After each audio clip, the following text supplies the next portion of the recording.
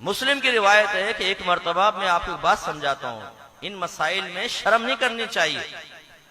صحابہ میں اختلاف ہوا، انصار صحابہ یہ کہہ رہے تھے کہ اگر کوئی زوجہ سے جسمانی تعلق قائم کرے تو جب تک انزال نہ ہو غسل واجب نہیں ہوگا۔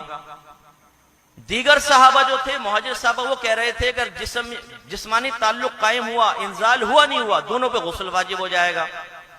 حضرت ابو موسیٰ اشعری رضی اللہ تعالیٰ عنہ کہتے ہیں کہ میں نے کہا ٹھہرو میں تمہاری تسلی کرتا ہوں۔ میں گیا سیدہ عائشہ صدیقہ رضی اللہ تعالیٰ عنہا کے پاس اور جا کر کہا کہ اے مومنین کی والدہ، میں آپ سے ایک مسئلہ پوچھنا چاہتا ہوں لیکن مجھے شرم آتی ہے۔ سیدہ عائشہ صدیقہ رضی اللہ تعالیٰ عنہ نے فرمایا کہ یہ بتاؤ، اگر تم اپنی سگی ماں سے کوئی مسئلہ معلوم کرتے تو شرم کرتے، تو میں بھی تمہاری ماں ہوں، تمہاری روحانی والدہ ہوں، تم کویسچن کرو۔ کہا کہ صحابہ میں اختلاف ہو گیا ہے کہ غسل کس صورت میں واجب ہوگا، تو آپ نے فرمایا میں تمہیں حدیث سنا دیتی ہوں۔ نبی کریم صلی اللہ علیہ وسلم نے ارشاد فرمایا کہ جس کا خلاصہ یہ ہے کہ جب مرد عورت میں ملاپ ہوتا ہے تو جیسے ہی ملاپ ہوتا ہے دونوں پہ غسل واجب ہو جاتا ہے۔ یہ کون جواب دے رہا ہے؟ ہماری والدہ جواب دے رہی ہیں، سیدہ عائشہ صدیقہ طیبہ طاہرہ مجتہدہ جواب دے رہی ہیں اور صحابہ کو سکھا رہی ہیں مسائل، کیونکہ یہ بہت سے مسائل ایسے تھے جو سیدہ عائشہ سے ہی سیکھ سکتے تھے، سرکار نے خاص ان کو بتائے تھے۔ تو اب ہم کرتے ہیں شرم۔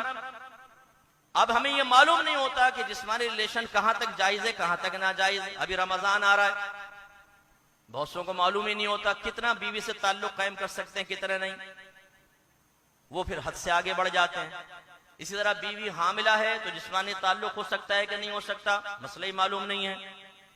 تو خلاصہ کلام یہ ہے کہ اگر علم نہیں ہوگا تو آدمی کو کیسے پتہ چلے گا کہ میں اپنے ستر کا درست استعمال کر رہا ہوں کہ نہیں کر رہا ہوں، اور جب نہیں پتہ چلے گا تو بروز قیامت حساب و کتاب کیسے دے گا اس نعمت کا۔ علم کی طرف آئیں، نمازوں کی طرف آئیں، ہماری مسجدیں بھری ہونی چاہیے، کوئی ایک نمازی ایک شخص بھی باہر نہ ہو، اپنے گھروں میں سختیاں کریں، اپنی بیوی کو نمازی بنائیں، اپنے بچوں کو نمازی بنائیں، اور اگر آپ اتنے خوفزدہ ہیں کہ سوئی ہوئی بیوی کو جگا نہیں سکتے تو خدا را اپنے آپ کو مرد کہنا چھوڑ دیں۔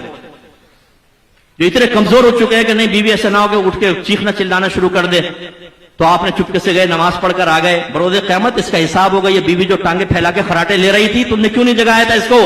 اس کا حساب ہوگا آپ سے آخرت کے اندر۔ جوان بیٹا پڑا سو رہا تھا، کیوں نہیں ہلا کے اٹھایا اس کو؟ کیوں آپ اتنے خوفزدہ ہوئے اپنے جوان بچے سے؟ اسے بے عمل بنا دیا، اسے بے نمازی ہونے کا عادی بنا دیا، اب باپ رہتا ہے اپنے بچے کو اٹھاتے ہوئے کہ اٹھاؤں گا تو ناراض ہو جائے گا۔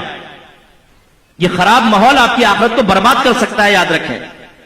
تو آئیے سنت کو مضبوط کریں، علم دین سیکھیے۔